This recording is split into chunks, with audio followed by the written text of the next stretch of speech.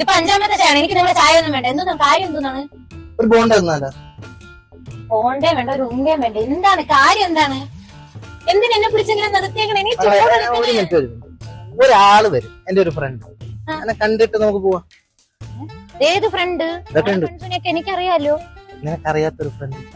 ആ body language എല്ലാം ഒരു കള്ളത്തരാണല്ലോ മിസ്റ്റർ അരവിന്ദ്. എന്താണ്?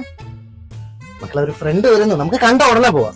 ഞാൻ ഇനി നിൽക്കില്ല, എനിക്ക് വയ്യ നിങ്ങളുടെ കൂടെ നിന്നത്. ഇപ്പൊ ഇന്നത്തെ പരിപാടി ഇല്ലല്ലോ, കുറെ നാളായി തുടങ്ങിയേക്കല്ലേ. പൊന്നു മക്കളല്ലേടാ, ഒരു 5 മിനിറ്റ്. അപ്പൊ ഇതാണ് കാര്യം. എന്ത്?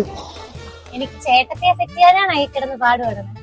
നീ തീരുമാനിച്ച പോരല്ലോ, അത് ആ കൊച്ചും കൂടെ തീരുമാനിക്കാൻ. നാളെ നിങ്ങക്ക് ചേരുന്നേ ഇല്ല. മനുഷ്യ ഇവിടെ നിന്നിട്ടേ ഈ ദൂരത്ത് നിന്ന് പ്രയത്നിച്ചിട്ട് കാര്യമില്ല.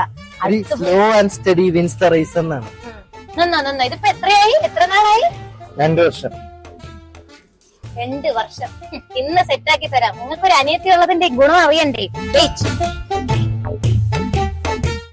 ചേച്ചി എന്താ പ്രശ്നം തന്റെ? കുറെ ദിവസമായല്ലോ താനും ഇയാളും കൂടെ ഇവിടെ നിൽക്കാൻ തുടങ്ങിയിട്ട്. മനുഷ്യന് വഴി നടക്കണ്ടേ? എനിക്കറിയാം ചേച്ചി എന്തൊക്കെ ബുദ്ധിമുട്ടാണ് സഹിക്കുന്നതെന്ന്. എന്നും ഈ വഴി പോകുമ്പോ ഞങ്ങളിങ്ങനെ കാണുമ്പോ സെനേറിയോ വേറെ പോലെ ആയിരിക്കും ചേച്ചിക്ക്. പക്ഷെ സത്യത്തില് അതെന്റെ ചേട്ടനാണ്. ചേട്ടന്റെ ആഗ്രഹങ്ങള് എന്തെങ്കിലും രീതിയിൽ എനിക്ക് നടത്തി കൊടുക്കണമെന്നുണ്ട്.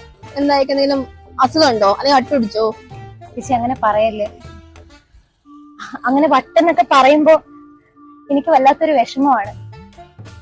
അവന് ഈ ക്ലോസ്ട്രോഫോബിയ ഇൻസോംനിയും കൂടെ ഒക്കെ ചേർന്ന് ഒരു വല്ലാത്തൊരു അവസ്ഥയിൽ കൂടെ ഇപ്പൊ അവൻ കടന്നുപോയിക്കൊണ്ടിരിക്കുന്നത്. അവൻ എന്തുവാ ചെയ്യുന്നതെന്ന് അവന് പോലും അറിയില്ല. Oh really I am sorry. ഇങ്ങനെ മതി, ഇത് പറയാൻ വേണ്ടിട്ടാണ് ഞാൻ വന്നത്. അവന്റെ ഈ ഒരു സിറ്റുവേഷൻ ചേച്ചി മനസ്സിലാക്കിയത് തന്നെ താങ്ക് യു. ഞാൻ ഇവിടെ സൈക്കോളജിയിലെ റിസർച്ച് ചെയ്യുന്ന ആളാണ്. താൻ വരൂ, ഞാൻ എല്ലാം പറഞ്ഞു നോക്കിയേക്കാം. വേണ്ട ചേച്ചി. ഇല്ല, പ്രശ്നമില്ല. തന്നെ കാണാൻ നല്ല ഭംഗിയാണ്. എപ്പോഴും ഇങ്ങനെ ചിരിച്ച മുഖമായിട്ടിരിക്കണം. സത്യം എനിക്കിതൊന്നും അറിയത്തില്ലായിരുന്നു. ഇത് സിസ്റ്റർ ആണല്ലേ? സത്യം സിസ്റ്റർ പറഞ്ഞപ്പോഴെല്ലാം എനിക്ക് മനസ്സിലായത്. ടെൻഷൻ അടിക്കാനേ ചെയ്യരുത്, എപ്പോഴും നല്ല കൂളായിട്ടിരിക്കണം.